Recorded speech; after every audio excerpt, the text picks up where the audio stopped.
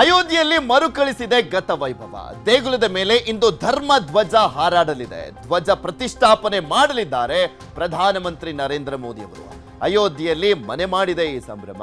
ಕಳೆದ ವರ್ಷ ಪ್ರಾಣ ಪ್ರತಿಷ್ಠಾಪನೆ ಆಗಿತ್ತು, ರಾಮಲಲ್ಲಾ ಮೂರ್ತಿಯ ಪ್ರಾಣ ಪ್ರತಿಷ್ಠಾಪನೆ. ಇಲ್ಲಿ ಅಯೋಧ್ಯೆಯಲ್ಲಿ ರಾಮ ಮಂದಿರದ ಶಿಲಾನ್ಯಾಸ, ರಾಮಲಲ್ಲಾ ಪ್ರತಿಷ್ಠಾಪನೆ, ಈಗ ಭಗವದ್ಧ್ವಜ, ಇವೆಲ್ಲವೂ ಕೂಡ ಪ್ರಧಾನಮಂತ್ರಿ ನರೇಂದ್ರ ಮೋದಿ ಅವರ ಕಾಲದಲ್ಲೇ ಆಗ್ತಾ ಇರುವಂಥದ್ದು. ಇವತ್ತು ಕೂಡ ಒಂದು ಮಹತ್ವದ ದಿನ. ರಾಮ ಸಂಘರ್ಷವೆಲ್ಲವೂ ಕೂಡ ಅಂತ್ಯ ಆಗಿದೆ ಅನ್ನುವಂಥ ಸಂಕೇತದ ರೀತಿಯಲ್ಲೇ ಭಗವದ್ಧ್ವಜ ಹಾರಾಡಲಿರುವಂಥದ್ದು. ಇಂದು ದೇಗುಲದ ಮೇಲೆ ಧ್ವಜ ಪ್ರತಿಷ್ಠಾಪನೆ ನಡೆಯಲಿದೆ. ದೇಗುಲದ ಮೇಲೆ ಹಾರಲಿರುವಂಥದ್ದು ರಾಮಧ್ವಜ. ಭಗವದ್ಧ್ವಜ ಇವತ್ತು ಅಯೋಧ್ಯೆಯ ರಾಮ ಮಂದಿರದಲ್ಲಿ ಆಡಲಿದೆ. ನವ್ಯವಾಗಿ, ಭವ್ಯವಾಗಿ, ಶತಮಾನಗಳ ಕನಸು ನನಸಾದಂಥ ದಿನ. ಕಳೆದ ವರ್ಷ ಜನವರಿ 22ನೇ ತಾರೀಕು. ಇವತ್ತು ಕಾಮಗಾರಿ ಎಲ್ಲ ಪೂರ್ಣಗೊಂಡು ಭಗವದ್ಧ್ವಜವನ್ನ ಹಾರಿಸಲಾಗ್ತಾರೆ, ರಾಮಧ್ವಜವನ್ನ ಹಾರಿಸಲಾಗ್ತಾರೆ. ದೇಗುಲದ ಮೇಲೆ ಧ್ವಜ ಪ್ರತಿಷ್ಠಾಪಿಸಲಿರುವಂಥದ್ದು ಪ್ರಧಾನಮಂತ್ರಿ ನರೇಂದ್ರ ಮೋದಿ ಅವರು. ರಾಮನ ತೇಜಸ್ಸು, ಶೌರ್ಯ, ಆದರ್ಶಗಳ ಸಂಕೇತ ಆ ಭಗವದ್ಧ್ವಜ. ವಿಶೇಷವಾಗಿ ವಿನ್ಯಾಸಗೊಂಡಿರುವಂಥದ್ದು ಶ್ರೀರಾಮಧ್ವಜ. 11 ಅಡಿ ಎತ್ತರ, 22 ಅಡಿ ಉದ್ದದ ತ್ರಿಕೋನಾಕಾರದ ಧ್ವಜ ಅದು. ಧ್ವಜದ ಮೇಲೆ ಸೂರ್ಯನ ಚಿತ್ರ ಇದೆ. ಸೂರ್ಯನ ಚಿತ್ರ ಯಾಕೆ ಅಂದ್ರೆ ಸೂರ್ಯ ವಂಶದವ ರಾಮ, ಸೊ ಹೀಗಾಗಿ ಸೂರ್ಯನ ಚಿತ್ರ ಇದೆ. ಓಂ ಚಿಹ್ನೆ ಇದೆ. ಧ್ವಜದ ಮೇಲೆ ಕೋವಿದಾರ ವೃಕ್ಷದ ಚಿತ್ರ ಇರುವಂಥದ್ದು. ನಮ್ಮ ನಂಬಿಕೆ, ಆಧ್ಯಾತ್ಮಿಕತೆ ಮತ್ತು ಸಾಂಸ್ಕೃತಿಕ ಪರಂಪರೆಯ ಸಂಕೇತ ಈ ಧ್ವಜ. ಶತಮಾನಗಳ ಹೋರಾಟ ನಡ್ಕೊಂಡು ಬಂತು, ಅಲ್ಲಿ ರಾಮ ಮಂದಿರ ಆಗಬೇಕು ಅನ್ನುವಂಥದ್ದು. ಅದೆಲ್ಲವೂ ಕೂಡ ಆಗಿದ್ದು ನರೇಂದ್ರ ಮೋದಿ ಅವರ ಕಾಲದಲ್ಲಿ. ಎಂಥ ಪುಣ್ಯ ನೋಡಿ, ನರೇಂದ್ರ ಮೋದಿ ಅವರ ಕಾಲದಲ್ಲಿ ಅವರು ಪ್ರಧಾನಮಂತ್ರಿ ಆಗಿರುವಂಥ ಸಂದರ್ಭದಲ್ಲಿ ಹೇಳ್ತಾ ಇದ್ನಲ್ಲ, ರಾಮ ಮಂದಿರಕ್ಕೆ ಶಿಲಾನ್ಯಾಸ ನೆರವೇರಿಸಿದ್ದು ಕೂಡ ಪ್ರಧಾನಮಂತ್ರಿ ನರೇಂದ್ರ ಮೋದಿ ಅವರು. ರಾಮಲಲ್ಲಾ ಮೂರ್ತಿ ಪ್ರತಿಷ್ಠಾಪನೆ ಕಳೆದ ವರ್ಷ ಜನವರಿ 22ನೇ ತಾರೀಕು, ಅದನ್ನ ಕೂಡ ಮಾಡಿದ್ದು ನರೇಂದ್ರ ಮೋದಿ ಅವರು. ಇವತ್ತು ರಾಮ ಮಂದಿರ ಕಾಮಗಾರಿಗಳೆಲ್ಲವೂ ಕೂಡ ಪೂರ್ಣಗೊಂಡಿದೆ. ಸೊ ಆ ಕಾರಣಕ್ಕೋಸ್ಕರ 3 ಅಂತಸ್ತಿನ ರಾಮ ಮಂದಿರದ ಮೇಲೆ ಭಗವದ್ಧ್ವಜ ಹಾರಾಡಲಿದೆ. ಭಗವದ್ಧ್ವಜ ಎಲ್ಲ ರಾಮ ಸಂಘರ್ಷ, ಶತಮಾನಗಳ ಸಂಘರ್ಷ ಇತ್ತಲ್ಲ, ಅದೆಲ್ಲವೂ ಕೂಡ ಮುಗಿದಿದೆ ಅನ್ನುವಂಥ ಸಂಕೇತದ ರೀತಿಯಲ್ಲೂ ಕೂಡ ಕಾಣಿಸ್ತಾ ಇದೆ. ಇಡೀ ವಿಶ್ವವೇ ತಿರುಗಿ ನೋಡುವಂತೆ ರಾಮಲಲ್ಲಾ ಪ್ರತಿಷ್ಠಾಪನೆ ಕಾರ್ಯಕ್ರಮ ಆಯಿತು. ಅದೊಂದು ಪ್ರೇಕ್ಷಣೀಯ ಸ್ಥಳ. ಈಗ ಪ್ರಸಿದ್ಧ ಧಾರ್ಮಿಕ ಕ್ಷೇತ್ರ. ಲಕ್ಷಾಂತರ ಸಂಖ್ಯೆಯಲ್ಲಿ ಪ್ರತಿದಿನ ಹೋಗ್ತಾ ಇದ್ದಾರೆ ಇವಾಗ ಜನರು.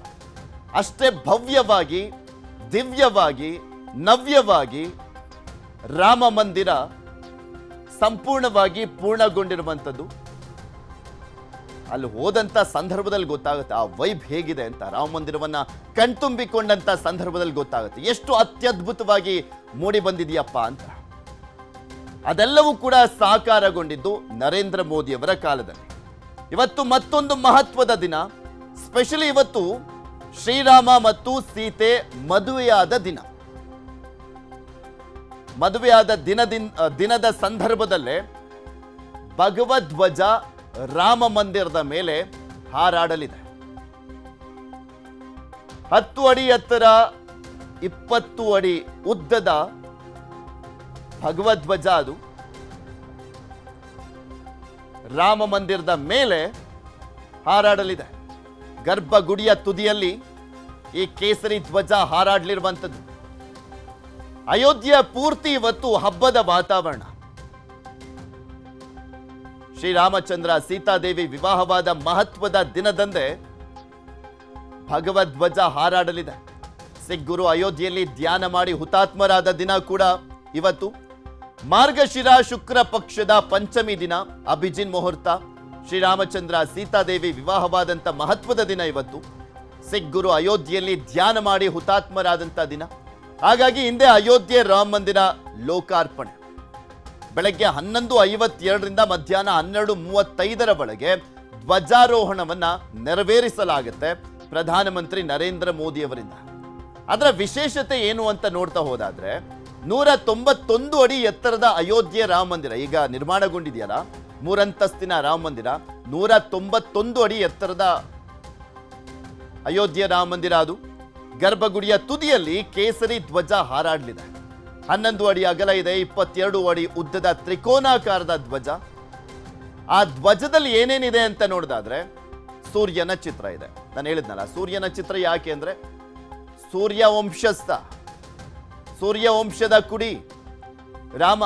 ಸೊ ಆ ಕಾರಣಕ್ಕೋಸ್ಕರ ನಾವು ಓಂಕಾರ ಕೋವಿದರ ಮರದ ಚಿಹ್ನೆಯುಳ್ಳ ಧ್ವಜ. ಅದು ಕೇಸರಿ ಹಿಂದೂ ಧರ್ಮದ ಮಹಾ ಸಂಕೇತ. ಅದು ಸೂರ್ಯ ರಾಮನ ತೇಜಸ್ಸು, ಶೌರ್ಯದ ಸಂಕೇತ. ಕೋವಿದರ ಮರ ರಾಮ ರಾಜ್ಯದ ಆದರ್ಶಗಳ ಸಂಕೇತ. ಅದು ಓಂ ಧರ್ಮ ಮತ್ತು ರಾಷ್ಟ್ರದ ಏಕತೆ ಪ್ರತಿನಿಧಿಸುವಂತ ಸಂಕೇತ. ರಾಮ ಮಂದಿರ ಹೇಗಿದೆ, ಆಲ್ರೆಡಿ ಕಳೆದ ವರ್ಷನೂ ಕೂಡ ಅದ್ರ ಬಗ್ಗೆ ಕಂಪ್ಲೀಟ್ ಆದಂತ ಡೀಟೇಲ್ಸ್ ಅನ್ನ ಕೊಟ್ಟಿದ್ವಿ. ಎಲ್ರಿಗೂ ಗೊತ್ತಿರುವಂಥದ್ದೇ. 2024 ಜನವರಿ 22ರಂದು ರಾಮ ಮಂದಿರ ಉದ್ಘಾಟನೆ ಆಯಿತು, ರಾಮಲೆಲ್ಲ ಪ್ರತಿಷ್ಠಾಪನೆ ಆಯಿತು. 2024 ಜನವರಿ 22ನೇ ತಾರೀಕು 106 ವರ್ಷಗಳ, ಸುಮಾರು 500 ವರ್ಷಗಳ ಹೋರಾಟಕ್ಕೆ ಸಿಕ್ಕ ಪ್ರತಿಫಲ ಅದು. ರಾಮ ಮಂದಿರ ಕನಸು ನನಸಾದಂಥ ದಿನ ಅದು. ಶ್ರೀರಾಮ ಆಲಯದ ಒಳಗಡೆ ಪ್ರತಿಷ್ಠಾಪನೆ ಆದ ದಿನ ಜನವರಿ 22ನೇ ತಾರೀಕು ಕಳೆದ ವರ್ಷ. ಒಟ್ಟು 392 ಸ್ತಂಭಗಳು ಗರ್ಭಗುಡಿಯ ಒಳಗಡೆ ಇರುವಂಥದ್ದು. ಗೋಡೆಗಳ ಮೇಲೆ ರಾಮಾಯಣದ ವಿವರ ಇದೆ. ಪ್ರತಿಯೊಂದು ಗೋಡೆಗಳ ಮೇಲೂ ಕೂಡ ರಾಮಾಯಣದ ವಿವರವನ್ನ ಚಿತ್ರಿಸಲಾಗಿದೆ, ಕೆತ್ತಲಾಗಿದೆ. ವಾಲ್ಮೀಕಿ ರಾಮಾಯಣದ ವಿವರಿಸುವಂತ 87 ಕೆತ್ತಿದಂತ ದೃಶ್ಯಗಳು ಇರುವಂಥದ್ದು. ದೇಗುಲ ಸಂಕೀರ್ಣ 800 ಮೀಟರ್ ಉದ್ದದ ಪ್ರಾಕಾರ. ಶ್ರೀರಾಮ ದೇಗುಲದ ಸುತ್ತಲೂ ಕೂಡ ಸಪ್ತ ಮಂದಿರಗಳು ಕೂಡ ಇದ್ದಾವೆ. ವಸಿಷ್ಠ, ವಿಶ್ವಾಮಿತ್ರ, ಅಗಸ್ತ್ಯ, ವಾಲ್ಮೀಕಿ, ಅಹಲ್ಯೆ, ನಿಷಾದ ರಾಜ ಗುಹಾ ಹಾಗೂ ಶಬರಿ ಮಾತೆಯ ಮಂದಿರಗಳಿರುವಂಥದ್ದು. ದೇಗುಲ ನಿರ್ಮಾಣಕ್ಕೆ ಕಬ್ಬಿಣ ಅಥವಾ ಉಕ್ಕನ್ನ ಬಳಸೇ ಇಲ್ಲ. ಎಲ್ಲ ಲಾಕಿಂಗ್ ಸಿಸ್ಟಮ್ ಅಲ್ಲೇ ಕಟ್ಟಲಾಗಿರುವಂತ ಒಂದು ಭವ್ಯವಾದಂತ ಮಂದಿರ ಅದು. ಹಳೆಯ ಮತ್ತು ಆಧುನಿಕ ತಂತ್ರಜ್ಞಾನದ ಸಂಯೋಜನೆಯ ಮುಖಾಂತರ ಆ ದೇಗುಲ ನಿರ್ಮಾಣಗೊಂಡಿದೆ. ದೇಗುಲದ ಗರ್ಭಗುಡಿಯು ಅಷ್ಟಭುಜಾಕೃತಿಯಲ್ಲಿರುವಂಥದ್ದು. ದೇವಾಲಯ 161, ಟೋಟಲಿ 191 ಅಡಿ ಎತ್ತರ ಇದೆ.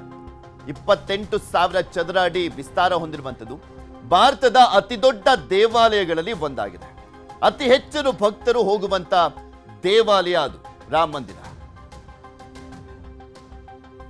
ನಾನು ಹೇಳ್ತಾ ಇದ್ನಲ್ಲ, ಅಲ್ಲಿ ಹೋದಂತ ಸಂದರ್ಭದಲ್ಲಿ ಅಲ್ಲಿ ಕಾಣಸಿಗುವಂತ ಭಕ್ತಿ ಇದೆಯಲ್ಲ, ಆ ಜೋಶ್ ಇದೆಯಲ್ಲ,